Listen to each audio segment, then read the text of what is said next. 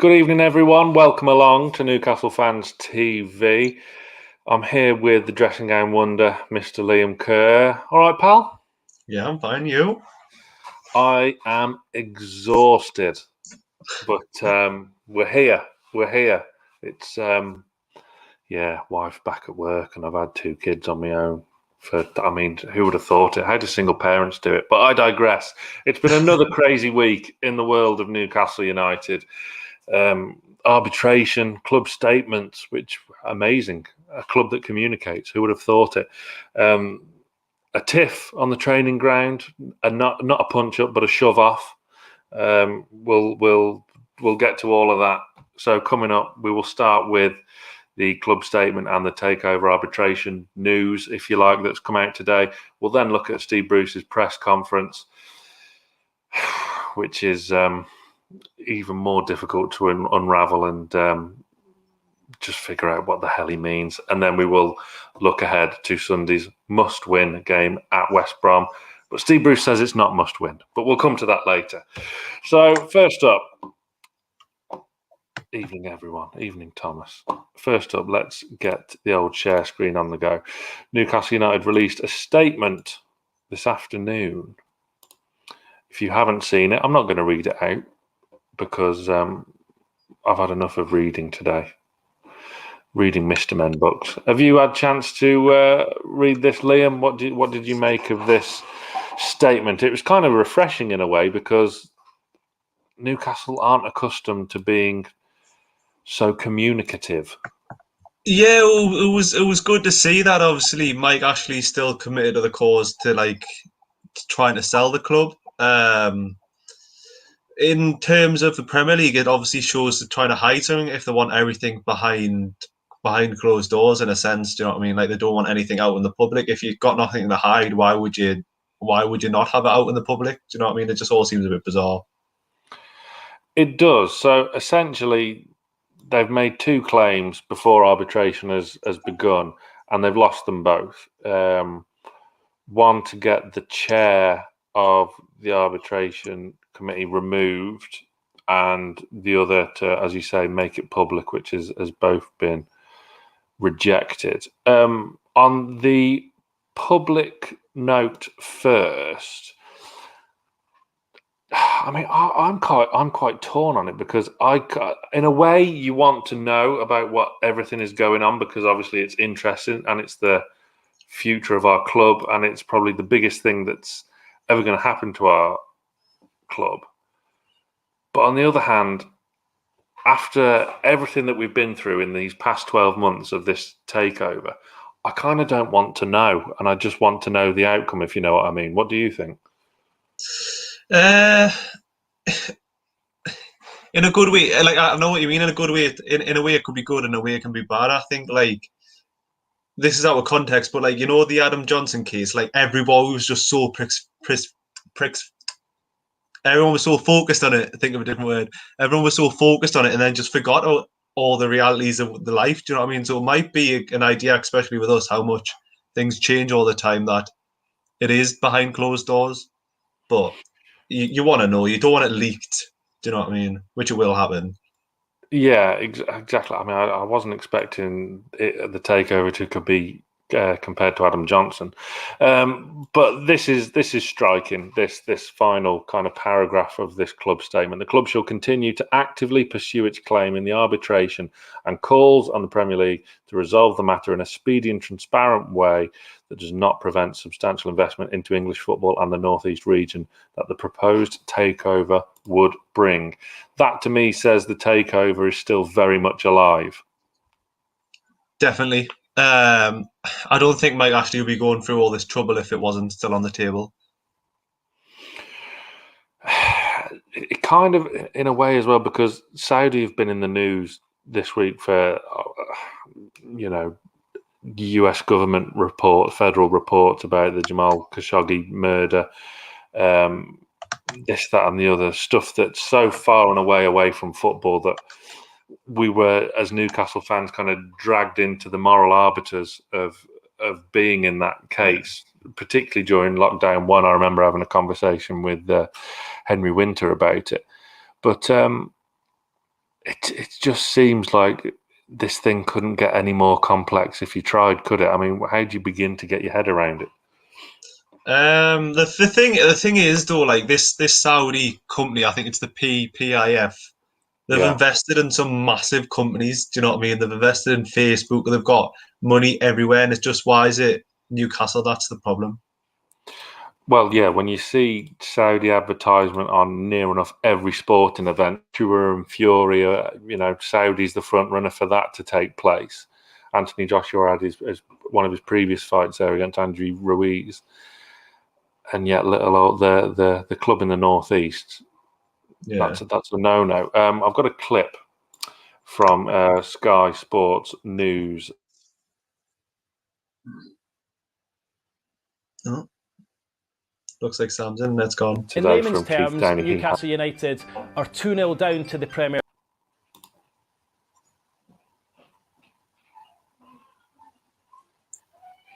Was it not your internet?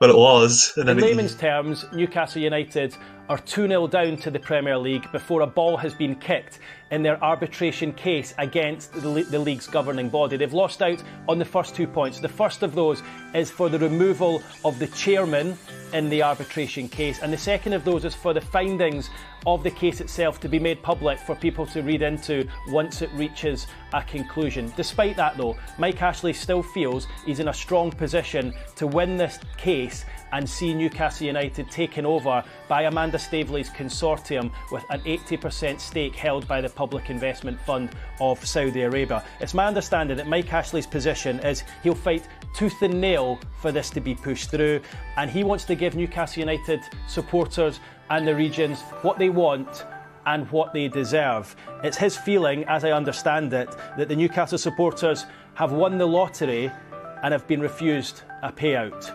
As far as the Premier League on the other side are concerned, there's been no comment from them today. It's my understanding their feeling is that they were willing to go to arbitration last summer, but that was refused. Of course, arbitration surrounds the links between the Saudi government and the Public Investment Fund of Saudi Arabia itself. Arbitration, on the back of today's High Court ruling, is set to begin in earnest.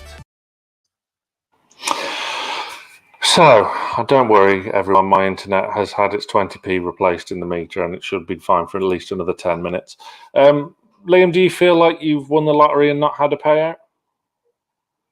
Not really, because it can still fall flat on its face, do you know what I mean? Until we see these Saudis, it's in Jim's Park with the two on top, then it's not done and dusted, do you know what I mean? Until Newcastle official Twitter put the tweet out, then it's not done and dusted in my eyes.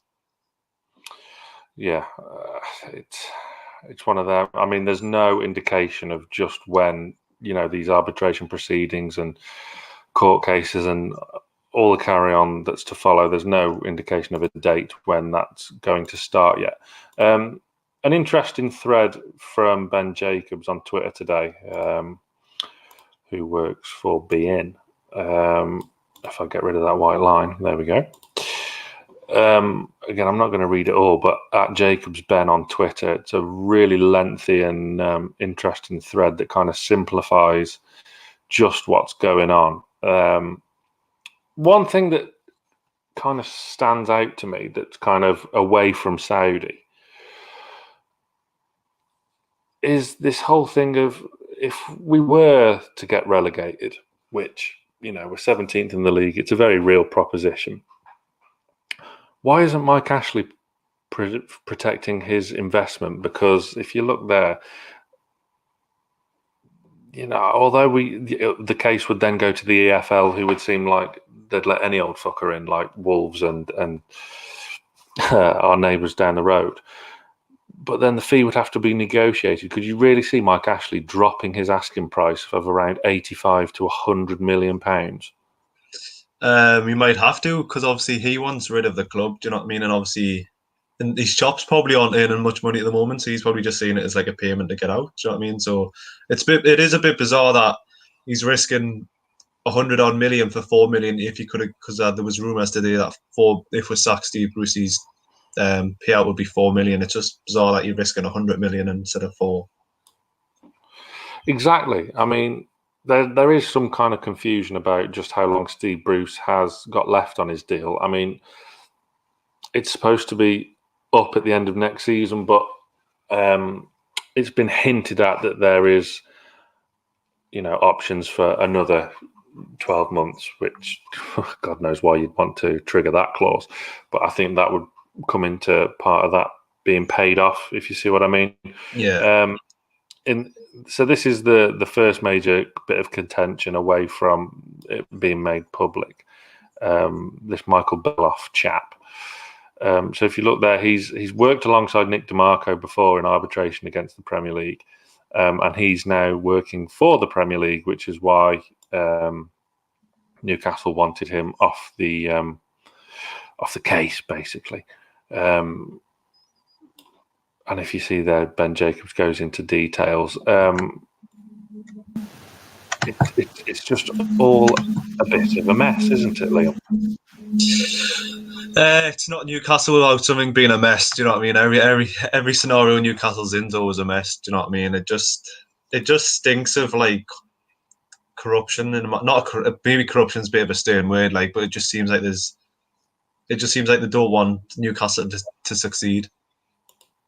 I don't think it would have been an issue if it was a Man U club or like a Manchester club or like a London team. It just happens to be that it's the Northeast. I think we'd all agree if this was Manchester United that the PIF were buying, it would have been done and dusted by now. I don't know about you, but I would.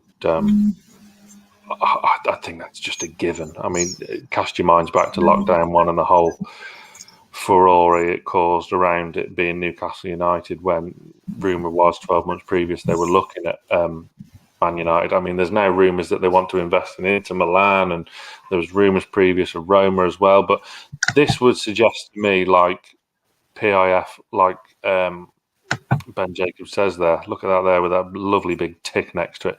The PIF consortium are still at the table, so surely that does give you hope. Yeah. Some. You don't sound hopeful. Well, it's just there's no point sounding hopeful until it actually happens. You know what I mean? Like, how many times have these takeovers actually gone ahead? It just seems like it's every summer. Like, oh, there's someone else coming in that never materializes. But on the topic of if we did get taken over, who would you keep? It's a bit of a You just said, tell me when it happens, and now you're already thinking about which squad members to ditch. So, just as the closing side note, PIF declined the chance to make a joint statement. They want to distance themselves from arbitration. If the club succeed, they will still have to work with the EPL. Mike Ashley wouldn't. Let's face it. So that's probably why Ashley's going all out, because if he gets this deal through, he's like, his hands are dusted with the Premier League. Do you know what I mean? Correct. He wants to take his money and run, doesn't he? Yeah. So he's not bothered how much he stitches the Premier League up. Do you know what I mean? He's like, that's not my problem.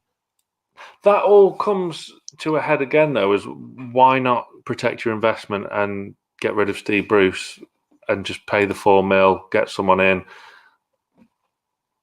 Because there's not a guarantee that it's going to happen. Look at the last 2 times he's sacked managers that it hasn't worked.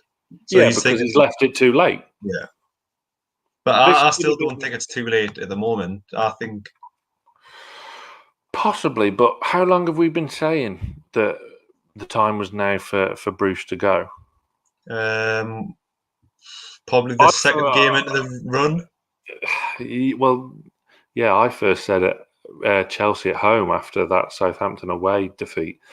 It just seems like a no-brainer. Then you have that mad run of no wins in 1,003 games.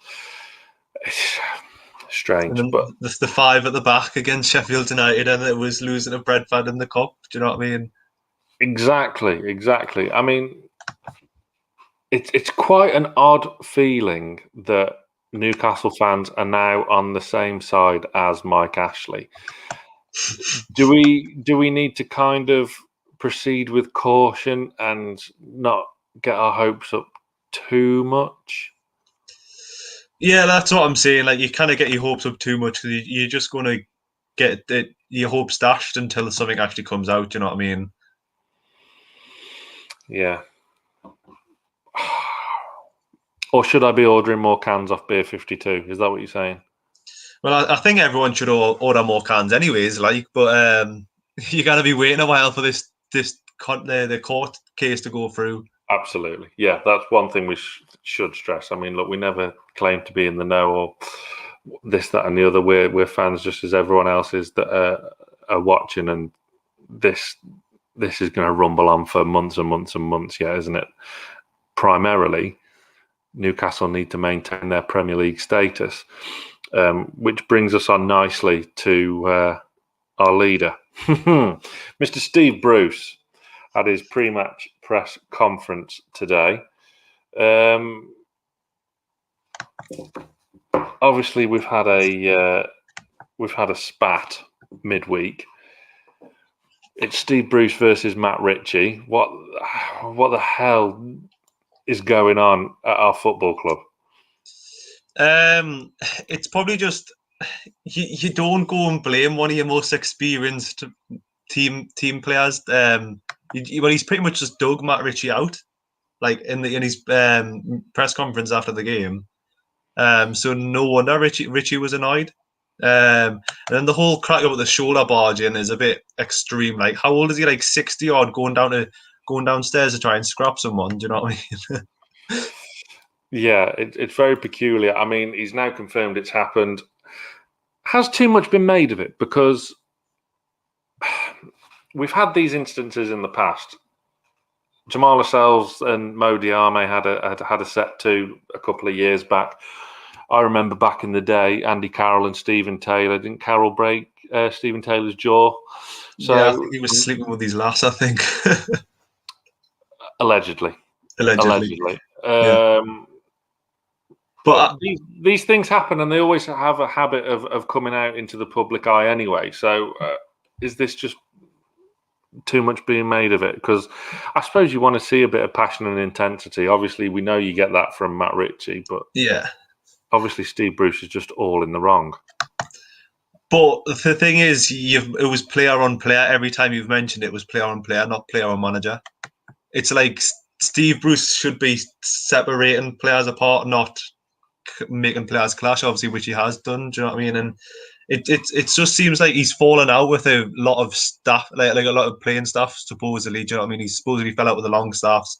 Yes, Dubravka, Miggy, and it just like the list continues. Do you know what I mean? So it's just bizarre for a great man manager as well. Do you know what I mean? Like, why would you go downstairs onto the training pitch and start trying to scrap someone? Do you know what I mean? It's bizarre.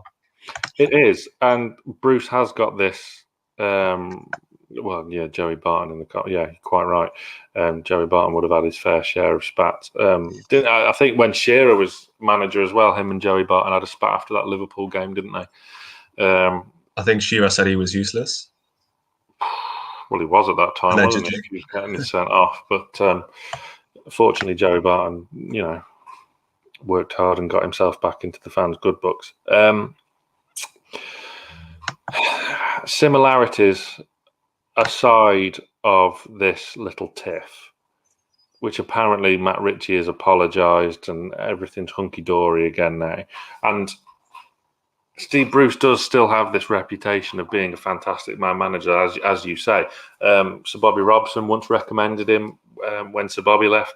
He recommended Steve Bruce to be manager because of his man management skills. We're told he was popular in the dressing room. I don't know. That's obviously clearly not the case now, but this time last year he was. The pressure's starting to tell on him and starting to tell big time, isn't it? Do you reckon he's waiting for a payoff?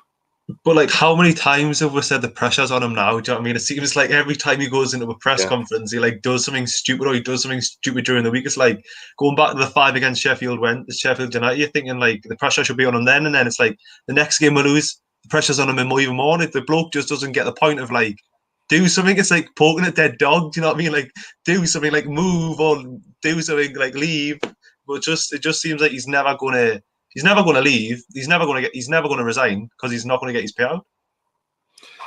And from his point of view, why would you leave? If we were him, we'd probably do the exact same for $4 million. Oh, definitely. Yeah. I would start playing players in different positions, maybe just to get sacked. Well, he's already been doing that for the best part of 18 months anyway. But the thing is, there's a lot of similarities starting to kind of blossom now between Steve Bruce and Steve McClaren, isn't there? Is it as bad as Steve McClaren, or is it even worse? Trying to think back. I think it's similar at the moment. You can't really give them too much. There's not much difference between them now. Like, I think arguably McClaren had the better squad, I would say, than Bruce does. So you could maybe give Bruce that, but it just seems like going on a winless run of 12 games and not changing anything just says it all. Yeah, I think it's kind of getting that way, but Bruce has admitted he was wrong because, as we touched upon earlier, he's thrown his senior players under the bus for the goal conceded against Wolves, and he's kind of admitted he was wrong to do so. It was a bizarre, really bizarre post-match interview, wasn't it? Because the thing is, leading up to Wolves' equaliser, we were in possession. And then there was kind of 3 or 4 kind of little errors that led up to one big error in, resulting in an equaliser. And yet, Bruce has made it a huge, huge deal in singling out not just Matt Ritchie, but he singled out Dubravka, Jamal Lewis. He singled Joe Linton for missing the chance in the second half. What the hell is he thinking for such a great man manager? He probably wasn't thinking. He was probably thinking, like, this is my payout here. Do you know what I mean? If I had to say the wrong things, the players are going to revolt. And it's just like that thing where, obviously, you kind of believe everything that you read in the press, but he was saying, what are you going to do? Go to Lee Charnley? Do you know what I mean? It just seems childish from him. But, like, if you're going to make that many tactical changes and you've got a free kick, why would you not be screaming at Shelby to say, slow down a bit here? Didn't take a quick free kick. Let Ritchie do his thing and take a yellow card if needs be. Do you know what I mean? Instead of just, like, obviously Shelby shouldn't have took it, but never mind. Exactly. Kind of hold your horses and let Ritchie get in his position or get the message across, whatever the hell the message was. Yeah. It was just, oh, God, terrible. I didn't see him say anything about Joe Linton, mind.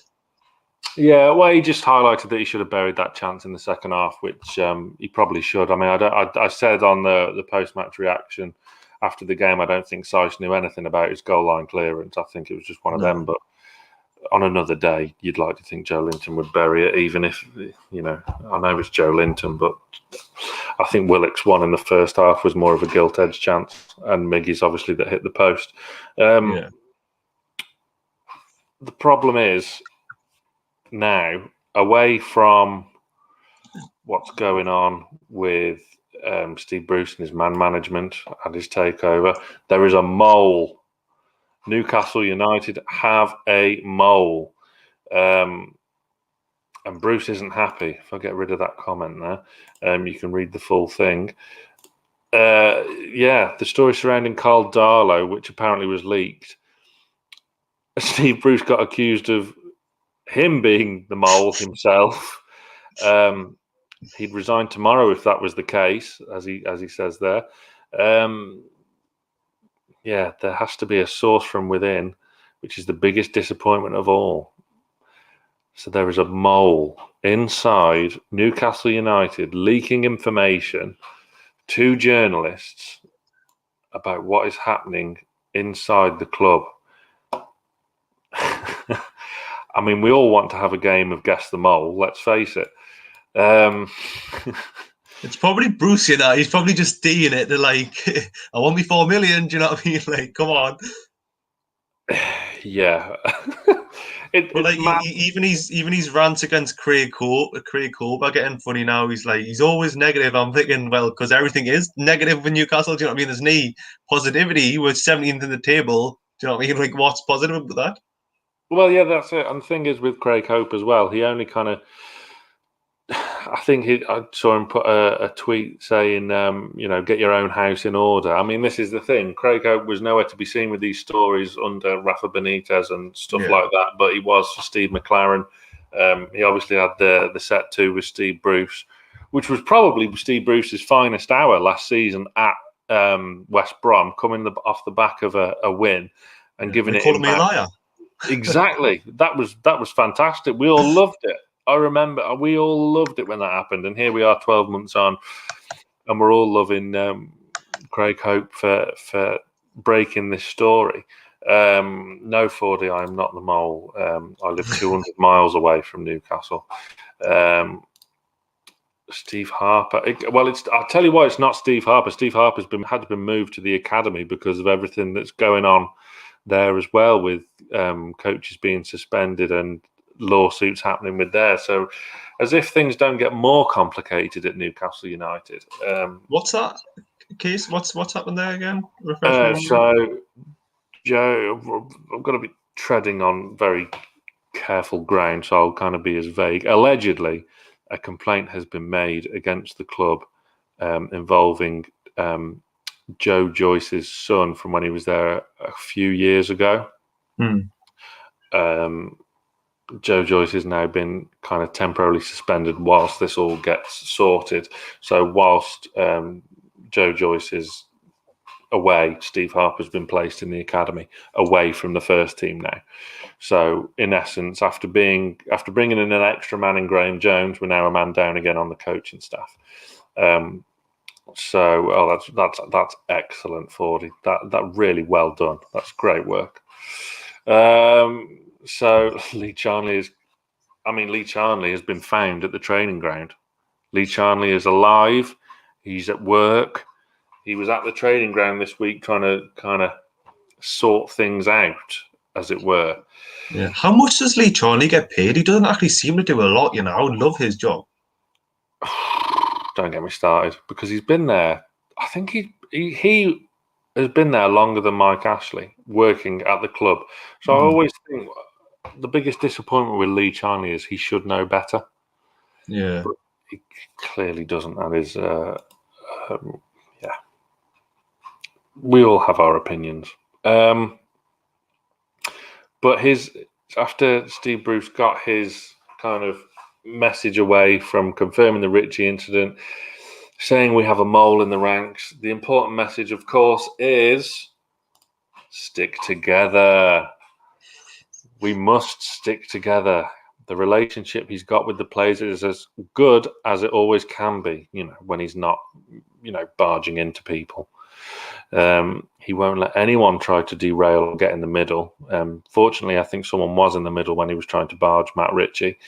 It's vitally important we stay together. I mean, it is, because let's remember, we've got a huge game on Sunday. And there's plenty of distractions going around. It's not exactly ideal preparation for a relegation 6-pointer, is it? No, arguably this game is one of the biggest in Newcastle's ever existence, to be fair. But why did you think about obviously all this issue with the fighting or the row, whatever it is, between Bruce and Ritchie?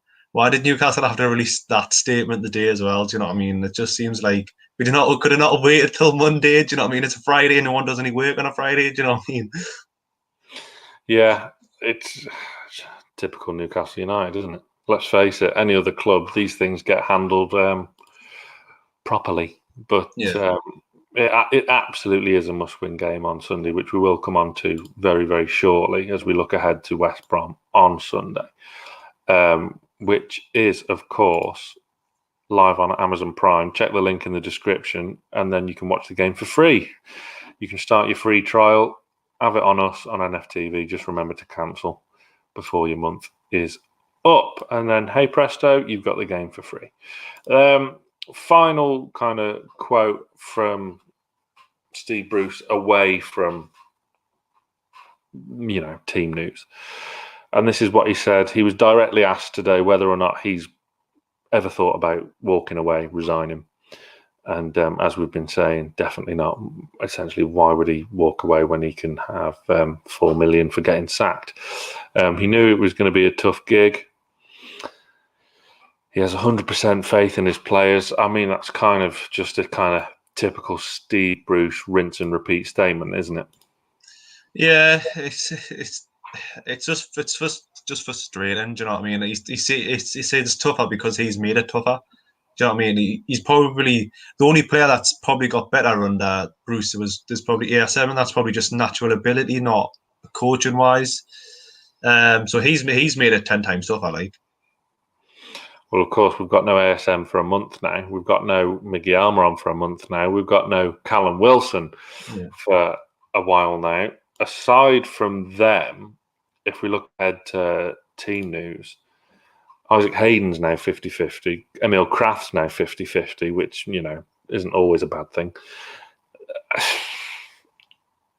It's just one thing after another, isn't it? I mean, it's so kind of deflating, and we're going to be walking wounded for such a big game, for everything to be happening, and we've got so many players missing as well. Yeah.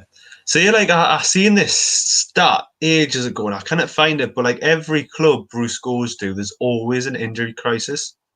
Like, and I just do it now, whether he's just doesn't understand what happens if you play people too much, or you play people with an injury that get worse. Do you know what I mean? But Isaac Hayden's a massive miss. Do you know what I mean? In the middle or the right. Do you know what I mean? So that's going to be a big issue. It will be, but you've made a good point there about injuries. There's a big story come out as well since the bust-up that Newcastle have only trained twice in between the game against Wolves and Sunday at West Brom.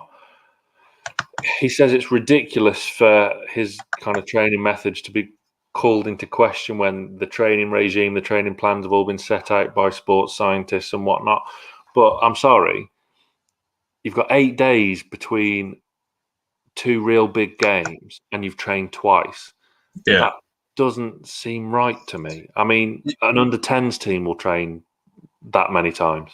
Yeah, it just seems like you've lost your main striker, you lost your 2 other best players apart from them 2, and then you've got you need your forwards to be gelling, or your attacking players to be gelling together. And obviously, if they only train twice in 2 weeks, what's that, like an hour session each? So you might be saying they might train for like 2 to 4 hours in like 8 days.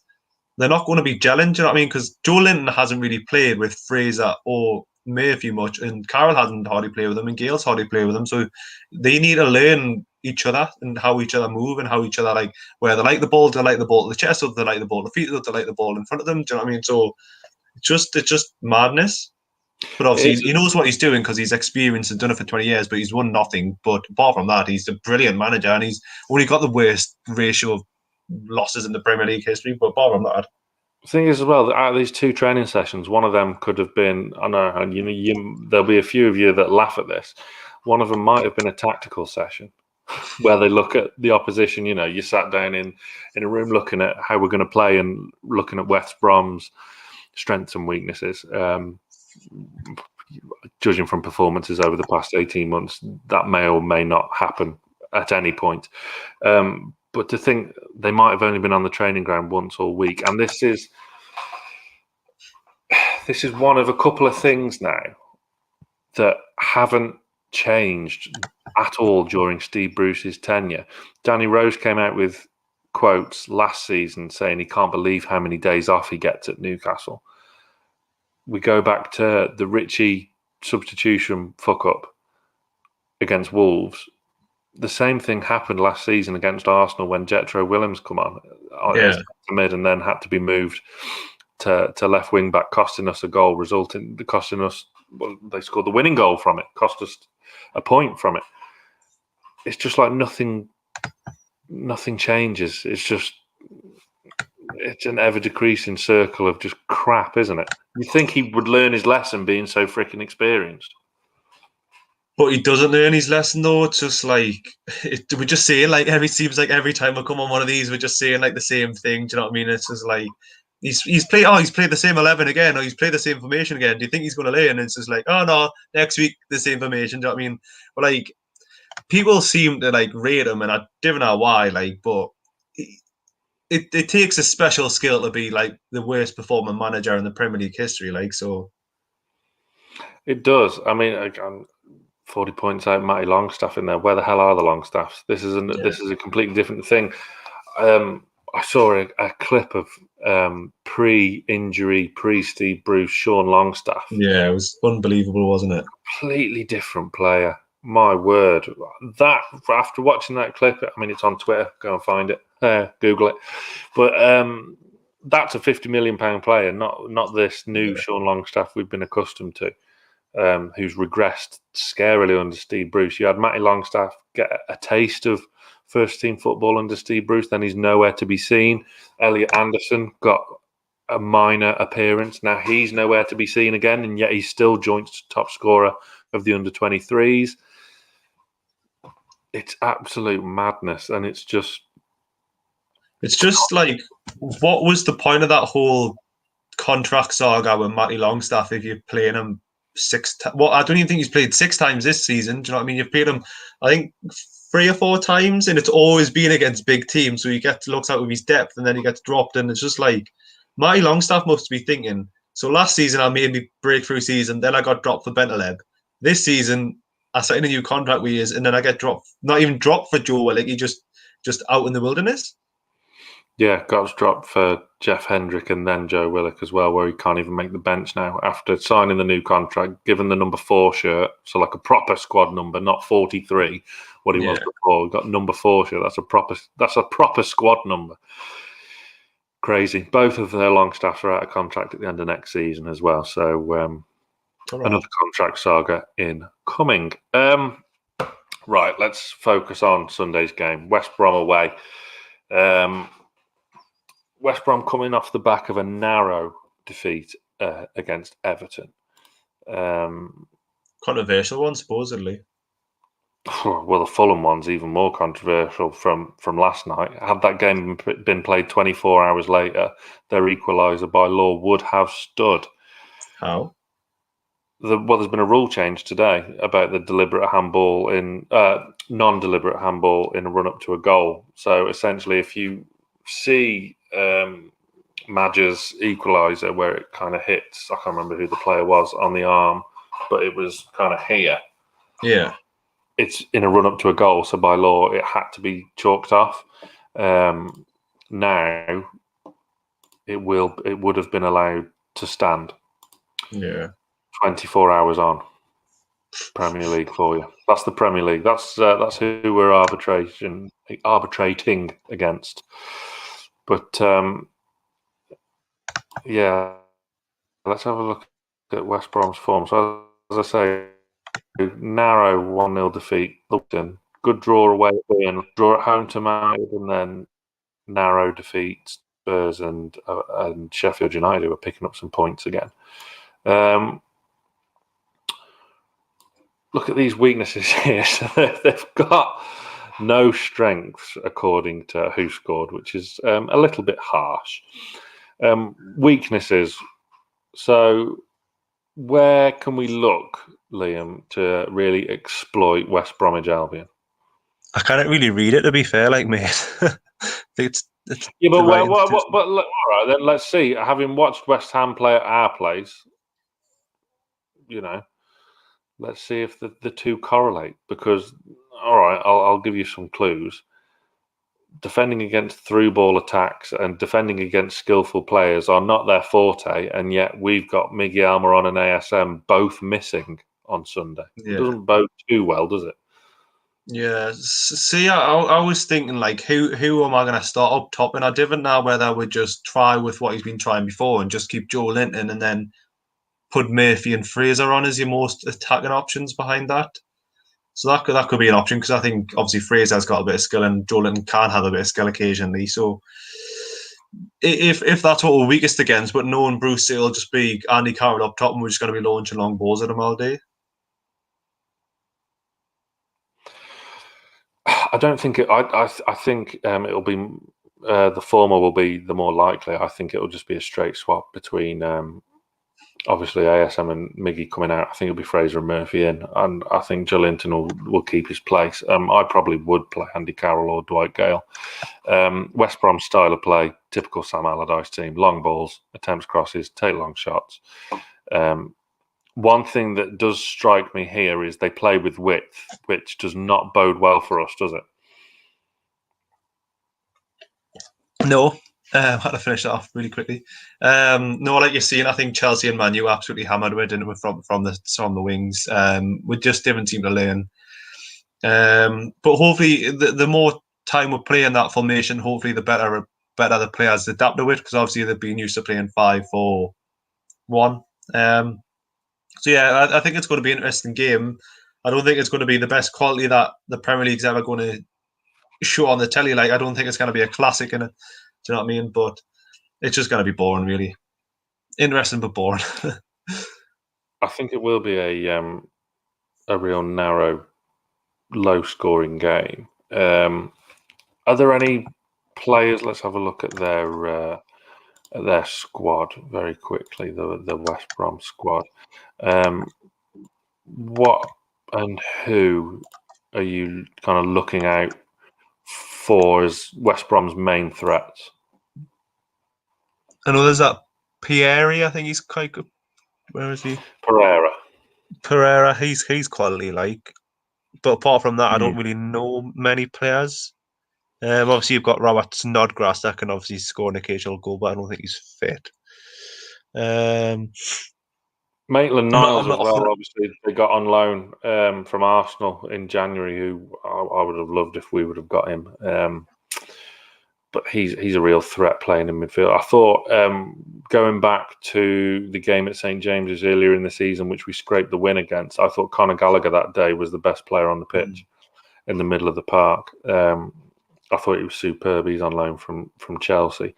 Snodgrass is an interesting one. I don't know if he is fit or not, but he's been a real good buy. He's dangerous on his day, just a typical experienced, good out wide as well, which he can give your best mate Jamal Lewis a run for his money. Yeah, I think you're right with Pereira as well. He's really lively. Apart from that, there's nothing to be worried about, is there? No. I remember when people were kicking off that we didn't sign Kieran Gibb. You know, I think it was when the season went down, and he's been absolutely shocking. Do you know what I mean? Well, but who's better, Kieran Gibbs or Jamal Lewis? Jamal Lewis, just because he's on a lower wage packet. That's probably the only reason why. Better value for money. Yeah, I'm very proud of you sticking up for Jamal Lewis there. I didn't think that would be just. That would be okay. Just, yeah. So who would you play up top then? Because this is the real dilemma then. Up top, I think I would Joelinton, Fraser and Murphy, and just have them playing as how Miggy and ASM, but then they're not as the same quality, so you might have to spin it on its head and maybe put Gale there as like the out-and-out striker, and then Joelinton and Fraser are giving them the width and the runs and the balls.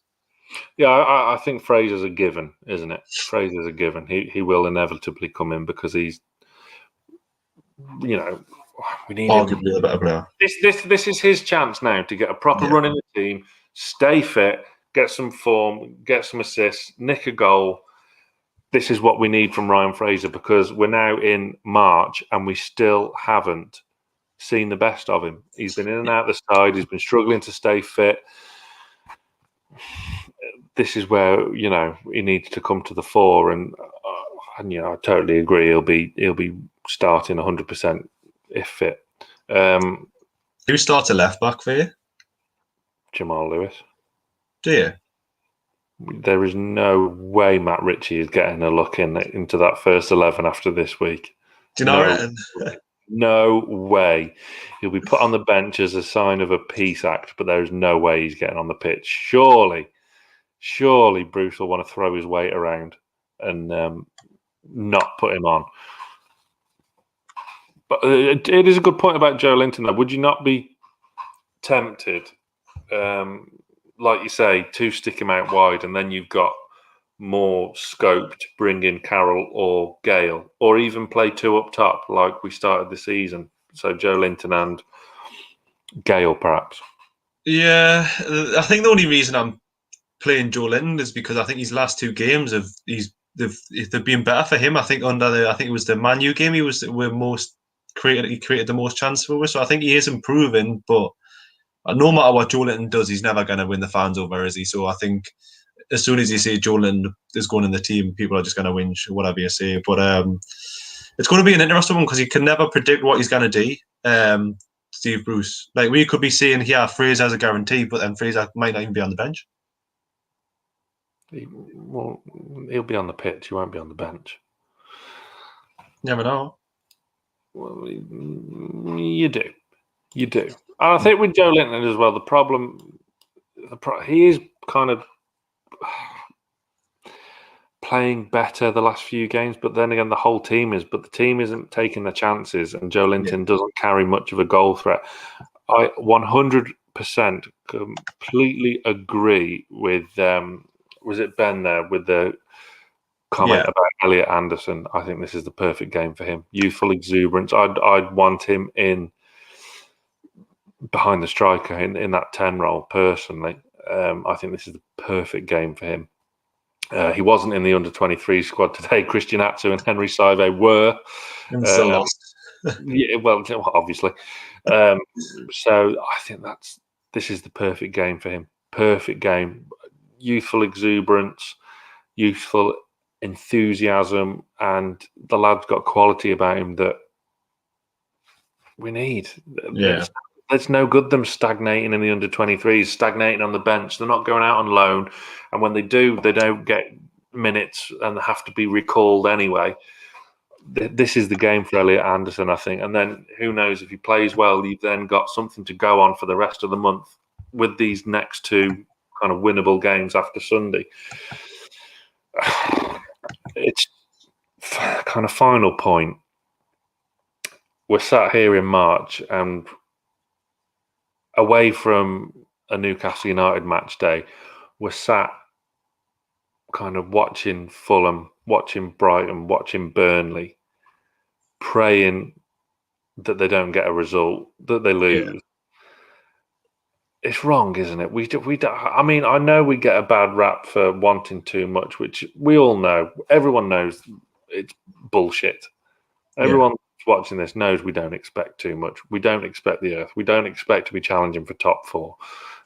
But on the flip side of that, we don't expect to be 17th, watching Fulham, praying Spurs give them a good tonking so their goal difference gets equally as shit as ours. Just a pretty sad state of affairs, isn't it? Yeah, but it's just so crazy though that like Bruce thinks obviously he might actually set out stay in the Premier League. That's all he need to do. But like for me, I don't know if it's you, but like if you've got any sort of ambition, you would want to be pushing the players to achieve more. Like, do you know what I mean? You would want to be either maintaining the level the position you was at last season or moving slightly up. Do you know what I mean? Just because you want to stay in the Premier League, that's all your goal is. Doesn't mean you've got to play poor football. Do you know what I mean? You could still play reasonable football and go out and attack instead of just sitting five at the back. But I think if you say to Steve Bruce, stay in the Premier League, he's going to be 17th.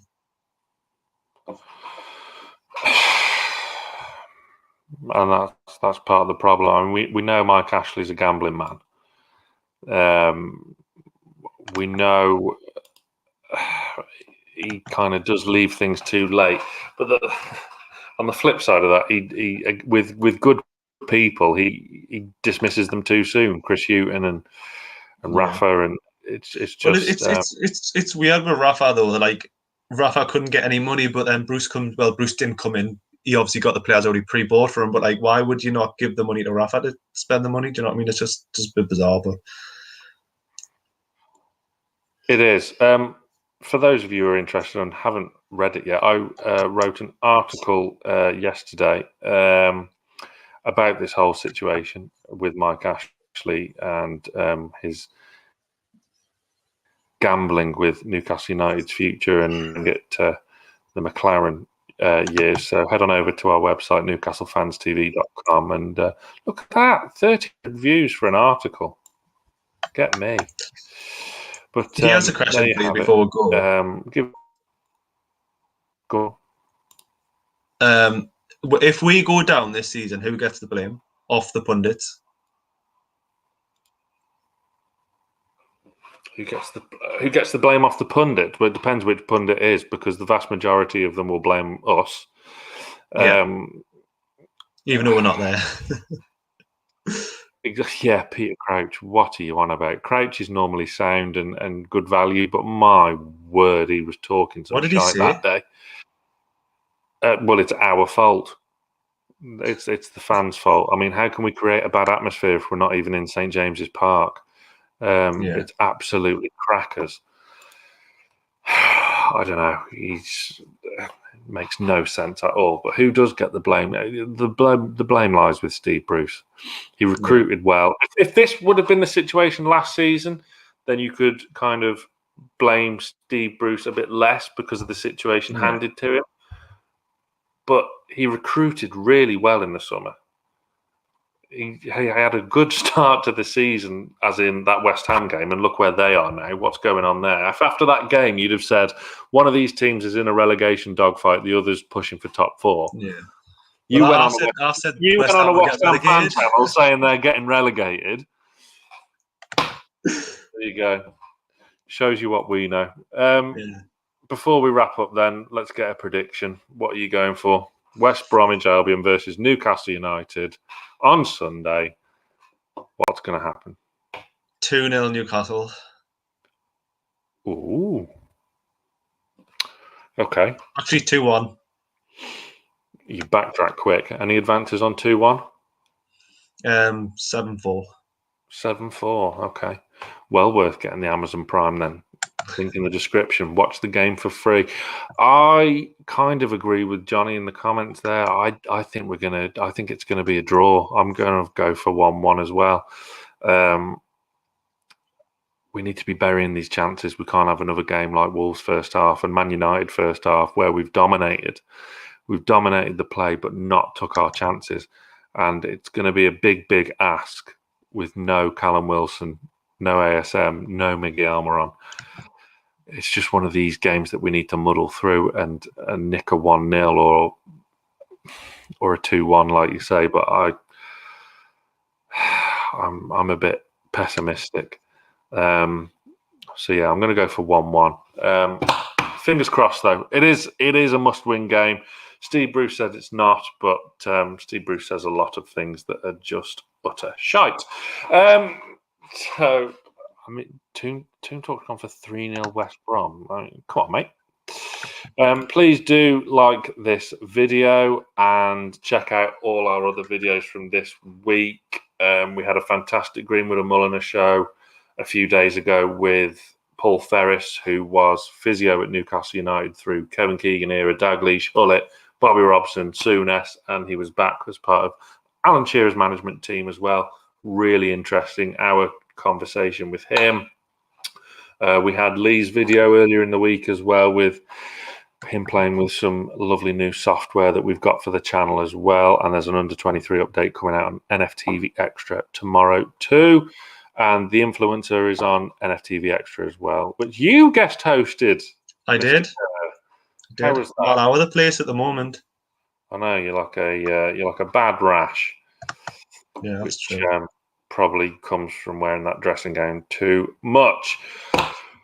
That is a wrap from myself and Liam. Please do tune into us on Match Day on Sunday. We are live from 11 a.m. Greenwich Mean Time, and we will be live throughout for about 6 hours of coverage, pre, during, and post-match as well. It's my first time on the watch along, so that's going to be fun. It is your first time on the watch along. Wow. Tune into that. Tune in for some rude comments. Absolutely. So, again, please do like this video and stay tuned to Newcastle Fans TV.